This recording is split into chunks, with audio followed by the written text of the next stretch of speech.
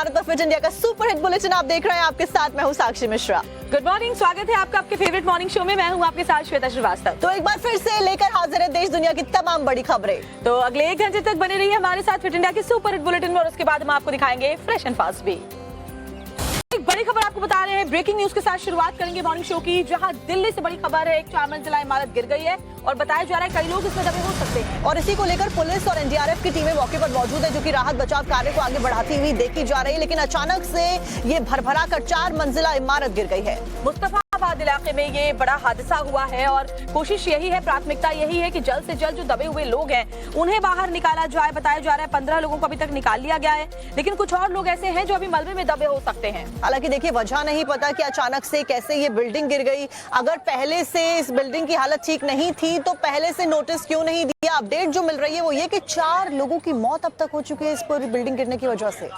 तो बड़ी जानकारी, मुस्तफाबाद इलाके में भरभरा कर एक इमारत गिर गई है और कल रात दरअसल जो बारिश हुई थी, तेज आंधी तूफान आया था, जर्जर ये इमारत जाहिर तौर पर रही होगी। और ऐसे में सवाल अब इस बात को लेकर के भी उठेंगे कि पहले आखिर ऐसे इमारतों को चिन्हित क्यों नहीं किया गया और क्यों इनके ऊपर पहले एक्शन नहीं लिया गया। आप सोचिए कि आंधी तूफान की वजह से ये इमारत गिरती है, 4 लोगों की मौत हो जाती है।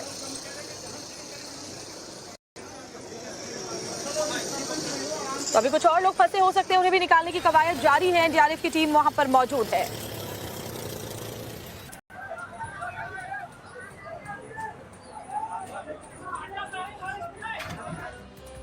अगली खबर पश्चिम बंगाल से आपको बताते हैं, जहां पर कल पश्चिम बंगाल के राज्यपाल सीवी आनंद बोस उन राहत शिविरों में गए जहां पर हिंदू परिवार पलायन करके रह रहे हैं। दरअसल मुर्शिदाबाद में जो हिंसा हुई थी उसके बाद जो हिंदू समुदाय के लोग हैं वो मालदा शिफ्ट हो गए थे। मालदा में राहत शिविरों में उन्होंने ठिकाना लिया था ताकि वो सुरक्षित वहां पर रह पाएं, और ऐसे में राज्यपाल ने पीड़ितों से जाकर मुलाकात की, उनसे हालचाल जाना है। और इसके साथ साथ में नेशनल कमीशन फॉर वुमेन्स, उनकी टीम भी कल वहां पर राहत शिविरों में पहुंची, उनके साथ में मुलाकात की। राज्यपाल सीवी आनंद बोस ने मुर्शिदाबाद में दंगा पीड़ितों से राहत शिविरों में मुलाकात की। इस दौरान लोगों को ने अपना दर्द भी राज्यपाल से साझा किया कि कैसे उनको मजबूर किया गया कि वो अपने घर, अपने आशियाने छोड़कर इन राहत शिविरों में रहे जाकर। उनके घर में कैसे लूटपाट की गई, उनके दुकान मकानों को तहस नहस कर दिया गया, जबरन घर से बाहर निकाला गया, और साथ ही पुलिस कर्मियों पर, जो बंगाल पुलिस है, उनकी कार्यप्रणाली पर हमेशा सवाल खड़े होते रहे हैं इससे पहले भी हिंदू समुदाय की तरफ से, और कहा गया कि अमानवीय व्यवहार पुलिस ने उनके साथ किया। तो देखिए, बेहद गंभीर आरोप पुलिस वालों के ऊपर भी यहाँ पर राहत शिविरों में रह रहे पलायन करके आए हिंदू परिवारों के द्वारा लगाए गए कि पुलिस ने अमानवीय व्यवहार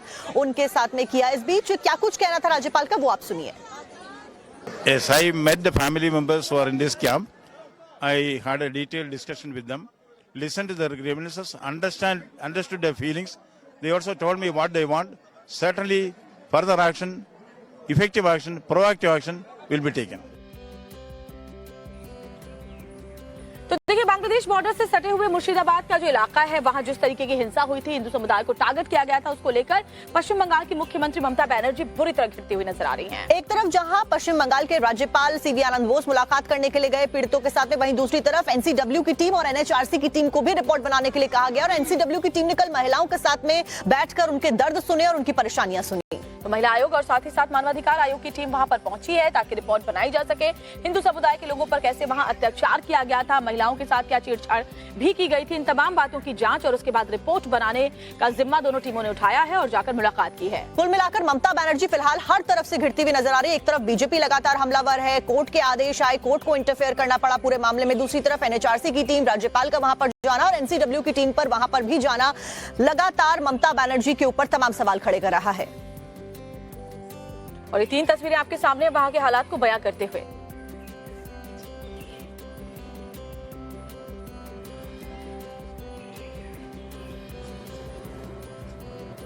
आए दिन मुर्शिदाबाद में हुई हिंसा से जुड़े हुए बड़े अपडेट सामने आ रहा है, हैरान कर देने वाले तथ्य सामने आ रहा है। एक और जो खुलासा हुआ है वो ये कि हिंदू परिवारों को चिन्हित किया गया था, उनके घर के बाहर स्याही से निशान बनाए गए थे। यानी सोचिए, पहले से हिंसा की तैयारी थी, ये पूरी पटकथा जो है, स्क्रिप्ट है, वो पहले लिखी गई थी, क्योंकि तमाम जो हिंदू घर थे उनके बाहर स्याही के निशान लगाए गए थे, और जब हिंसा को अंजाम दिया गया तो चुन चुनकर उन्हीं घरों को टारगेट किया गया जिसके बाहर स्याही थी। ऐसे में सबसे बड़ा सवाल यही खड़ा होता है कि आखिरकार कौन हिंदू परिवारों को वहां से बाहर निकालने के लिए साजिश रच रहा है, क्योंकि एक बड़ी लंबी सुनियोजित साजिश के तहत ये स्याही लगाई गई, ये सब कुछ किया गया, यही कहा जा रहा है। और वक्त के नाम पर जो हिंसा फैलाई जा रही है वो गलत है। और चलिए आपको दिखा देते हैं इससे जुड़ी हुई एक रिपोर्ट।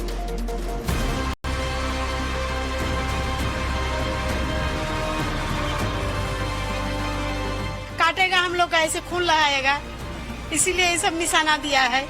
तुम्हारा इज्जत दीजिए, नाला तुम्हारे स्वामी चला के बचाएंगे नहीं। मोदी साहब को कुछ नहीं चाहते, कम चाहते हैं तो कम दीजिए। घरों के बाहर स्याही के निशान हैं। एक दो नहीं, इस इलाके में कई ऐसे घर हैं जिनके बाहर ये निशान मौजूद हैं। ये धुलियान का घोषपारा का इलाका है। इस निशान के खास मायने हैं। जिन घरों के बाहर ये निशान लगाए गए, उन्हीं घरों को उपद्रवियों ने टारगेट पर लिया। धुलियान में हम मौजूद हैं। धुलियान का ये घोषपारा है, घोष मोहल्ला है। यहाँ पे अगर आप देखेंगे तो घर के बाहर जो है वो आपको ये इंक जैसे निशान नजर आएंगे। ये देखिए, यहाँ पे तमाम जो घर हैं इनके पास आपको इसी तरीके से देखिए जो इंक है वो नजर आएंगे। और ये इंक आखिर क्यों डाले गए हैं, ये एक बड़ा सवाल है। इधर भी देखिए, सामने देखिए, सामने भी आपको इंक नजर आएगा।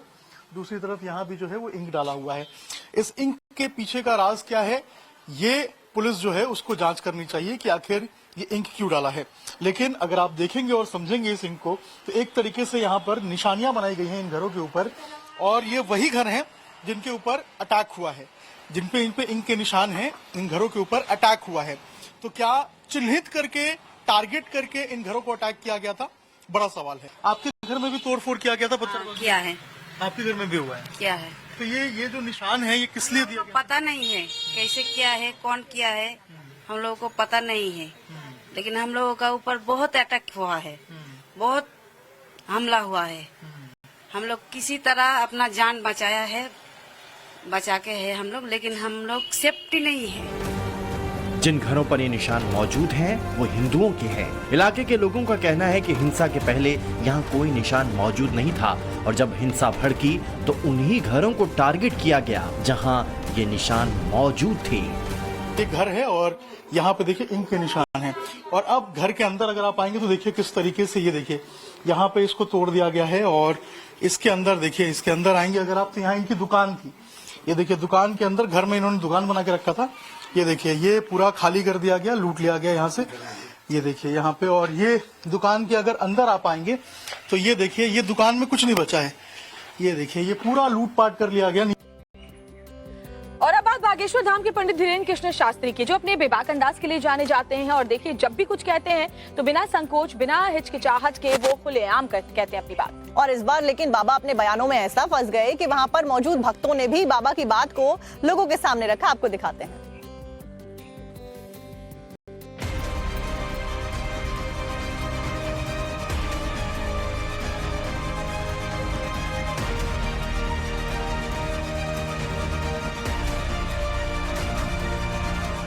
बागेश्वर धाम के पीठाधीश्वर बाबा बागेश्वर, जिनकी डिमांड न सिर्फ भारत में है बल्कि विदेशों में भी काफी हाई रहती है। ऐसे में बाबा कहीं भी जाएं, भक्त उनकी पसंद और नापसंद को लेकर काफी अलर्ट रहते हैं। ये तो सब जानते हैं कि बाबा बागेश्वर को चाय बहुत पसंद है, लेकिन चाय के अलावा खाने की एक ऐसी चीज भी है जिसके वो दीवाने हैं, और वो है समोसा। कुछ दिन पहले बाबा के एक भक्त को ये बात पता चल गई तो उसने बाबा बागेश्वर को भोजन पर बुलाया, लेकिन जब बाबा खाना खाने के लिए पहुंचे तो गजब का खेला हो गया। परसों ही मैया ने समोसा बनाया। हमें समोसा पसंद है, पर समोसा में भी लंबी लंबी सटकें भर दें। अब अन्न का कोई तिरस्कार नहीं, भगवान करे हमें, हे अन्न देवता हमें क्षमा करियो, अन्नपूर्णा माता, अकेले में चाहे मार पीट लियो। हमने जैसे ही वो फोड़ के खाओ, ऐसे लगो जैसे 400-500 छोटे छोटे कीड़ा के बच्चा लिपड़े पड़े हो। हम त्रिपाठी जी बैठे थे सामने, तो हम कुछ बोले तो नहीं, व्रत का परायण था हमारा, तो प्रसाद लगा चुके थे, तो हमने धीरे से पूछा ये समोसा कै के बने? तो माता जी हंस के बोली नूडल्स के बने। बाबा बागेश्वर ग्लोबल हैं, तो उन्हें विदेश भी जाना पड़ता है। वैसे तो बाबा के लिए भारतीय खाने की व्यवस्था की जाती है, लेकिन कई बार विदेशों में बाहर घूमते हुए अपनी भारतीय दाल और रोटी नहीं मिल पाती। और कुछ ऐसा ही बाबा के साथ तब हुआ जब उनके सामने पिज्जा आ गया। इसके बाद क्या हुआ वो भी सुनिए। न्यूजीलैंड में एक सिटी है ऑकलैंड, तो वहां घूमने गए, गाड़ी रोकी, बाहर लिखा था पिज्जा हट। हमका पहले ही कह रहा है हट, तो ये इधर क्यों आ गए? बोले नहीं नहीं नहीं, ये हट वैसा हट नहीं। हमने कहा ये क्या है? बोले पिज्जा है। हमने कहा वो तो हमने पढ़ लिया है पर हम खाते नहीं है। बोले नहीं नहीं नहीं, आप एक बार स्वाद तो लो, जीभ में लग जाएगा यही खाओगे। ऐसे हमें समझाया गया, एक बार स्वाद मिल जाए तो बार बार खाओगे। हम कहा भैया भगवान बचा, हम गांव के आदमी कभी हम तीन थे, और भैया नहीं माने, वो हाथ पकड़ के ले गए। हम जैसे तैसे करके घुस तो गए, पर भीतर एक अंग्रेजन गोरी में पिज्जा धरे प्लेट में ऐसे, और खाओ ऐसे करे, और बस सफेद सी लंबी लंबी। हमें ऐसे लगो कि कोनो छोटे बच्चा भयंकर जुकाम है। तो सुना आपने, जो बाबा बागेश्वर किसी व्यक्ति या सवाल से नहीं घबराए, वो तो इस बार कुछ खाने पीने की चीजों को देखकर ही परेशान हो गए। तो आपने देखा कि एक तरफ बाबा बागेश्वर को पिज्जा तो बिल्कुल पसंद नहीं है, ये बात तो साफ हो गई, लेकिन वहीं दूसरी तरफ बाबा बागेश्वर को क्रिकेट बहुत पसंद है और उनका प्यार क्रिकेट के प्रति कई बार देखा गया जब वो खुद खेलते हुए नजर आए। सही कहा साक्षी आपने, क्योंकि अभी मैंने हाल के दिनों में देखा था कि विस्फोटक बल्लेबाज वीरेंद्र सहवाग के साथ वो क्रिकेट खेलते नजर आए थे, और अब जो नया वीडियो उनका सामने आया है वो क्रिकेटर शिखर धवन के साथ। तो कैसी उनकी पारी रही शिखर धवन के साथ, चलिए वो आपको दिखाते हैं।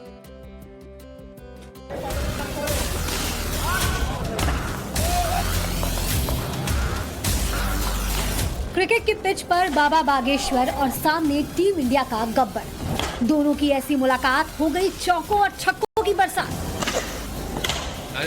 बीते हफ्ते बाबा बागेश्वर और शिखर धवन की मुलाकात हुई तो बात क्रिकेट की पिच तक पहुंच गई। जय सिया राम।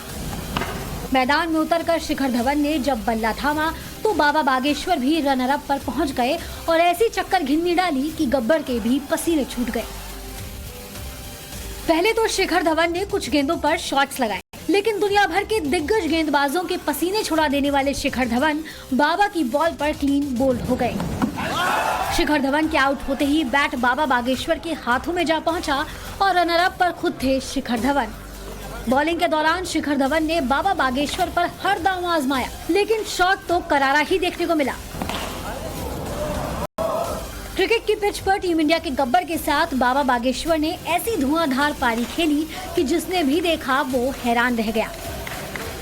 बाबा पिच पर ऐसे बल्ला चला रहे थे जैसे गब्बर की हर गेंद की पर्ची निकाल रखी हो।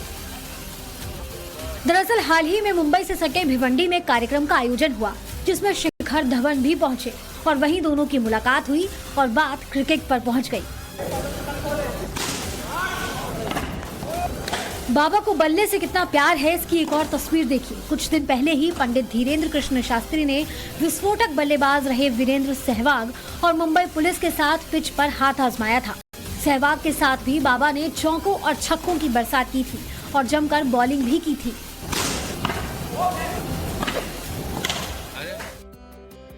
और अब बात महाकुंभ से वायरल हुई हर्षा रिछारिया की, जो पदयात्रा निकाल रही है, लेकिन बुलंदशहर में हर्षा रिछारिया की पदयात्रा को रोक दिया गया। दरअसल वृंदावन से लेकर संभल तक एकता और सनातन धर्म का संदेश देने के लिए हर्षा रिछारिया पदयात्रा निकाल रही थी, लेकिन बुलंदशहर के पास में पुलिस के द्वारा सिक्योरिटी कारणों के मद्देनजर रखते हुए ये यात्रा को रोक दिया गया। और उसके बाद भावुक अपील मुख्यमंत्री योगी आदित्यनाथ से हर्षा रिछारिया ने की है, कहते हुए कि देखिए उत्तर प्रदेश में एक बेटी की पदयात्रा को रोका जा रहा है। ऐसे में क्या कुछ हर्षा रिछारिया के द्वारा मुख्यमंत्री के लिए कहा गया और क्या कुछ वो कह रही है, आपको एक बार सुनवा देते हैं।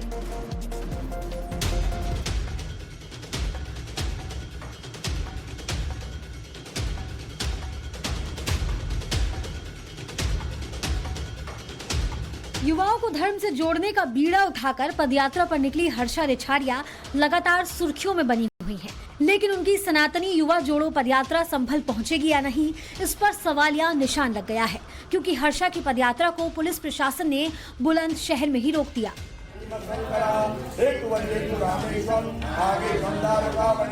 शुक्रवार को पदयात्रा को अचानक रोके जाने पर हर्षा रिछारिया भावुक हो गईं। उन्होंने डीएम से लेकर मुख्यमंत्री तक अपनी बात पहुंचाने की गुहार लगाई। उत्तर प्रदेश के माननीय मुख्यमंत्री जी हैं, वो हम जैसे युवाओं के एक प्रेरणा है। जिनसे हम बहुत कुछ सीखते हैं, बहुत कुछ समझते हैं, जिनके मार्गदर्शन में हम आगे बढ़ते हैं। और आज आपके प्रदेश में एक बेटी को एक बहुत साधारण सी पदयात्रा के लिए रोका जा रहा है। तो मैं सिर्फ इतनी ही विनती करूंगी, इतना ही निवेदन करूंगी कि इस यात्रा को हो सके तो पूरा करने दें। हर्षा रिछारिया ने यह भी कहा कि अगर उनकी पदयात्रा पूरी नहीं हो सकी तो उनका मनोबल पूरी तरह से टूट जाएगा। अभी इस यात्रा से बहुत से युवा जुड़ रहे हैं और ये यात्रा पूरी करके एक बहुत अच्छी मिसाल जाएगी। और इसे अगर यही रोका गया ना तो मैं तो टूट जाऊंगी, लेकिन मेरे साथ साथ वो युवा भी टूट जाएंगे जिन्हें ये हौसला रहता है, जिन्हें उम्मीद रहती है कि धर्म के रास्ते पे हम आगे बढ़ सकते हैं। इससे पहले अलीगढ़ में भी हर्षा रिछारिया की पदयात्रा को रोका गया था। तब उन्होंने रोते हुए अपना वीडियो सोशल मीडिया पर अपलोड किया था और लिखा था, ये आंसू किसी तकलीफ के नहीं बल्कि तीसरे दिन पदयात्रा पूरी करने के हैं और हरिगढ़ पहुंचने की खुशी के हैं।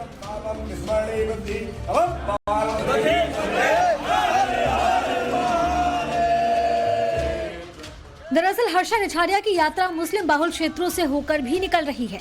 ऐसे में कोई विवाद नहीं हो, लिहाजा हर्षा की पदयात्रा को आगे बढ़ने की इजाजत नहीं दी गई।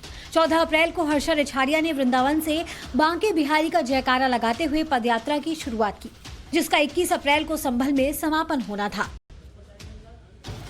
महाकुंभ में निरंजनी अखाड़े की पेशवाई के दौरान हर्षा रिछारिया संतों के साथ रथ पर बैठी हुई नजर आई थी, जिसका साधु संतों ने काफी विरोध भी किया था। इसके बाद से ही हर्षा रिछारिया लगातार सुर्खियों में बनी हुई हैं।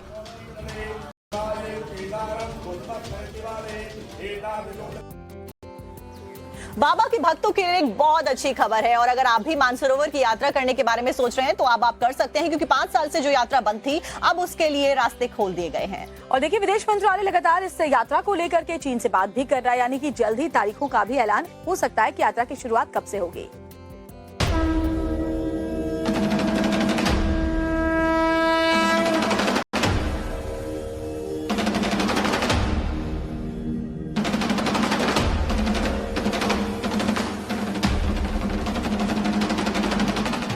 दिल्ली से करीब 4000 किलोमीटर दूर चीन के बीजिंग से 100 करोड़ से ज्यादा सनातनियों के लिए बड़ी खुशखबरी आई है।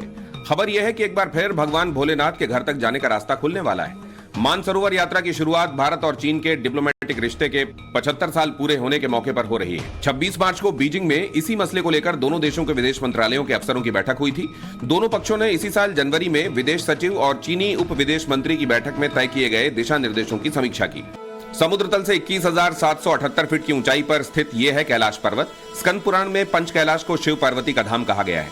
मान्यता है कि भगवान शिव आज भी कैलाश पर्वत पर निवास करते हैं। भोले बाबा के डमरू की आवाज यहां सुनाई देती है। कैलाश पर्वत को भगवान शिव का निवास स्थान माना जाता है। ये पर्वत तिब्बत के पश्चिमी क्षेत्र में हिमालय श्रृंखला का हिस्सा है। इसकी ऊंचाई लगभग 6,638 मीटर है, जबकि मानसरोवर झील को लेकर ऐसी मान्यता है कि इसकी रचना खुद ब्रह्मा जी ने की थी। ये झील तिब्बत के पठार पर 4,590 मीटर की ऊंचाई पर मौजूद है और यहां से कैलाश पर्वत की दूरी करीब 30 किलोमीटर है। कैलाश मानसरोवर की यात्रा आसान नहीं है, चाह के भी हर सनातनी यह यात्रा नहीं कर पाता। तो ऐसे में पिछले साल प्रधानमंत्री नरेंद्र मोदी ने शिव भक्तों को बड़ी सौगात दी थी और ये सौगात थी पंच कैलाश के दूसरे प्रमुख धाम आदि कैलाश के दर्शन की। इसके लिए आपको चीन जाने की जरूरत नहीं, बल्कि हिंदुस्तान से ही उत्तराखंड के पिथौरागढ़ से इसके दर्शन कर सकते हैं। और बड़ी खबर आपको बता रहे हैं दिल्ली के जेएनयू से, जहां एक बार फिर से बवाल की खबरें हैं। लेफ्ट विंग और राइट विंग के जो स्टूडेंट्स हैं उनके बीच जमकर बवाल मचा है। एबीवीपी और लेफ्ट के बीच में ये बवाल हुआ, हंगामा देखने को मिला और दरअसल इलेक्शन की प्रक्रिया को इसी वजह से रोक दिया गया और इसी के चलते यहाँ पर बवाल हुआ था। और जेएनयू कैंपस में छात्र संघ के चुनाव के दौरान ये बवाल हुआ है, क्योंकि इलेक्शन ऑफिस में लेफ्ट समर्थक और एबीवीपी के समर्थक आपस में भिड़ गए। इस दौरान जमकर तोड़फोड़ और हाथापाई भी हुई है। और देखिए, ये कोई पहली दफा नहीं है जब इस तरीके से जेएनयू कैंपस से ऐसी बवाल की खबरें सामने आई हो। और एक बार फिर से ये तस्वीरें आप देखिए। फिलहाल सुरक्षा के मद्देनजर पुलिस भी वहां पर नजर आई।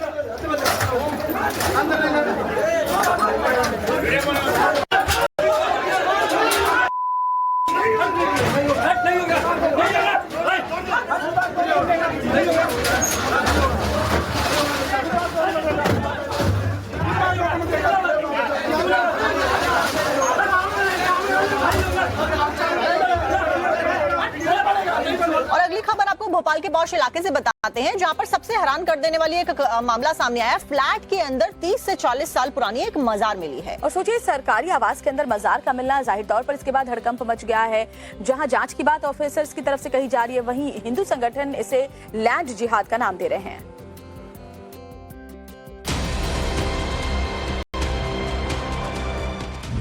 सरकारी आवास में मजार, मंत्री अफसरों के घर में मजार, सोता रहा सरकारी सिस्टम, कैसे बनती चली गई मजारें। भोपाल में तुलसी नगर, जहां पर अधिकतर सरकारी अधिकारियों के निवास हैं, यहां से चंद कदमों की दूरी पर तमाम मध्य प्रदेश के मंत्रियों के निवास हैं और आसपास का जो पूरा क्षेत्र है वो वीवीआईपी इलाका कहलाता है। लेकिन यहाँ पर बीचों बीच में सरकारी मकान के अंदर मजारें बनी हुई हैं। तस्वीर हम आपको दिखाते हैं। ये 1250 अस्पताल यानी कि जिला अस्पताल के नजदीक बागंबरी देवी के मंदिर के सामने सरकारी निवास के अंदर यहाँ पर मजारें बनी हुई है। भोपाल के तुलसी नगर इलाके में करीब 90% सरकारी मकान बने हैं, जिसमें एडीएम, एसडीएम, सरकारी डॉक्टर, सरकारी इंजीनियर, पुलिस और प्रशासन के अफसरों का घर है। इन्हीं सरकारी मकानों के बीच एक मकान में मजारें बनी देखकर सभी के होश उड़े हुए हैं। यहाँ पर जो निवास है वो इस समय बंद है और जो आसपास के लोग हैं उनसे भी बात करने की हमने कोशिश की तो उनका यही कहना था कि ये 30-35 साल पुरानी मजारें हैं और वो नहीं जानते इनका निर्माण कब हुआ, लेकिन स्थानीय लोग जो हैं वो इसको मेंटेन कर रहे हैं। अब जब इनकी जानकारी प्रशासन के पास पहुंची है तो इस पूरे मामले में जांच की जा रही है और जांच के बाद जो भी तथ्य सामने आएंगे उसके हिसाब से कार्रवाई भी होगी। हिंदुवादी संगठनों ने इन मजारों को लेकर आपत्ति जताई और एसडीएम को ज्ञापन सौंप दिया है। लैंड जिहाद का मामला है और उसी से लगकर एक झुग्गी का निर्माण हो गया है। मजारों के माध्यम से एक झुग्गी बन गई है जिससे कि लैंड जिहाद की पूरी संभावना है, वो मजारों को कोई तोड़ेगा नहीं। इस मामले में जब एसडीएम अर्चना शर्मा से पूछा गया तो उन्होंने कहा कि मकान के अंदर मजार का होना अवैध है और इसकी जांच की जाएगी। शासकीय आवास में किसने बनाई है, कब बनाई है, पूरी तहकीकात करने के बाद जो नियम में होगा मैं उसका संज्ञान में लाने के बाद तुरंत कार्रवाई करेंगे। इस पूरे मामले में हिंदुवादी संगठनों ने लैंड जिहाद के आरोप लगाए हैं, लेकिन अब प्रशासन को जांच करके फाइनल रिपोर्ट देनी है। और फिर पर 4 मंजिला इमारत जो गिरी थी उसका सीसीटीवी सामने आ गया है और बहुत ही डराने वाला ये सीसीटीवी फुटेज है, जिसमें आप देख पाएंगे कि तेज आंधी तूफान के बाद कैसे ये जो इमारत थी वो भरभरा कर गिर गई थी। मुस्तफाबाद में देर रात करीब 2:40 पर ये बिल्डिंग गिरी है जब लोग सो रहे थे। जैसे ये बिल्डिंग कोलैप्स होती है, गिरती है, वैसे ही हर तरफ चीख पुकार मच जाती है। स्थानीय लोग वहां पर पहुंचते हैं और उसके बाद पुलिस प्रशासन तक इस बात की जानकारी पहुंचाई जाती है। और सबसे दुखद खबर यह है कि 4 लोगों की मौत हो गई है इस मलबे में दबने की वजह से और बताया जा रहा है कि अभी भी कई लोग हैं जो मलबे में दबे हो सकते हैं, जिन्हें निकालने के लिए लगातार एनडीआरएफ की टीम और साथ ही जो पुलिस की टीम है, दिल्ली पुलिस की, वो मौजूद है। तो रात से ही राहत बचाव कार्य जो है वो अभी तक लगातार चल रहा है, क्योंकि कई लोग अभी भी दबे हो सकते हैं, ऐसी आशंका जताई जा रही है। तो बड़ी खबर 2:40 का जो सीसीटीवी फुटेज है उसमें आप साफ देख पाएंगे कैसे भरभराकर ये 4 मंजिला इमारत गिर जाती है। जर्जर हालत में जाहिर तौर पे इमारत रही होगी जो तेज आंधी तूफान को सहन नहीं कर पाई और उसके बाद देर रात गिर गई। और वीडियो में एक तरफ जहां देखा जा सकता है जब ये बिल्डिंग गिरी तो क्या कुछ माहौल हुआ, चीख पुकार मच गई, लोगों में अफरा तफरी का माहौल देखा गया। और हमारे साथ सीधे लाइव जुड़ी हुई है भावना किशोर, हमारी सहयोगी। भावना, सबसे पहले वहाँ के हालात बताइए, कितने लोगों के दबे होने की आशंका है और रेस्क्यू का काम कैसे चल रहा है? बिल्कुल, इस वक्त हम मुस्तफाबाद इलाके में मौजूद है। ये काफी दर्दनाक घटना, आपको हम सबसे पहले तस्वीर दिखाते हैं मुस्तफाबाद के इस इलाके की। काफी संकुचित गली है, लेकिन आप देखिए 4 मंजिला इमारत के गिरने से यहाँ पर एक बड़ा हादसा हुआ है। अभी तक फिलहाल रेस्क्यू ऑपरेशन में 18 लोगों को निकाला गया है, जिसमें से 4 लोगों की मौत हो चुकी है। 14 लोगों को अस्पताल में भर्ती कराया गया है, जहां पर उनका इलाज जारी है। लेकिन आप ये जगह देखिए और इससे अंदाजा लगाइए कि इस वक्त क्या स्थिति है। एनडीआरएफ की टीम मौके पे मौजूद है, दमकल की टीम मौजूद है, दिल्ली पुलिस के जवान इस वक्त यहाँ पर जो लोग फंसे हुए उनको निकालने की कोशिश की जा रही है। बताया जा रहा है इसमें बहुत सारे लोग जो है वो दबे हुए हैं। घरों के सामान यहाँ पर आप देखिए किस तरह से पड़े हुए। हम लोग कुछ लोगों से भी बात करेंगे और रात की जो स्थिति थी उस पर भी जानकारी लेंगे, क्योंकि कुछ लोगों का कहना है कि जब यहाँ पर बिल्डिंग गिरी तो ऐसा लगा कि भूकंप आया है। आप देखिए यहाँ पर क्या हुआ है सर, कल रात क्या घटना हुई थी? ये उनकी लड़की है, रात मकान गिर गया। क्या हुआ कौन था परिवार का? आप देखिए ये परिवार के लोग हैं जिनके लोग यहाँ पे फंसे हुए हैं अभी भी। यहाँ पर काफी ज्यादा माहौल आप देख सकते हैं, काफी दर्दनाक हादसा। कल रात क्या हुआ था, कैसा उस वक्त कैसा महसूस? अचानक से एकदम मकान गिर गया, धम करके 3 मंजिल मकान था, अचानक से एकदम से गिर गया और एकदम धुआं धुआं हो गया चारों तरफ। बच्चे जो फैमिली थी वो सारे के सारे अंदर दब गए। सर कितने लोग फंसे हो सकते हैं, आपको क्या लग रहा है? इसमें होगा 30-40 लोग। 30-40 लोग। कितना परिवार अंदर रहता था? अंदर तो इसमें किराएदारी बहुत रहते थे। अच्छा, क्या वजह हो सकती है कि सर इस तरह से इतनी बड़ी बिल्डिंग? हल्ला ना आया था ना रात, हल्ला ना आया था उसकी वजह से। हाँ अभी 7-8 जने तो बच्चे निकाल लिए थे। तो आप देख सकती हैं कि इस वक्त स्थिति क्या यहाँ पर बनी हुई है। आप देखिए यहाँ पर शुक्रिया भावना, आपका परिवार के तमाम लोग फंसे जानकारी हुए और हैं। तस्वीरें फिलहाल हम तक पहुंचाने के लिए।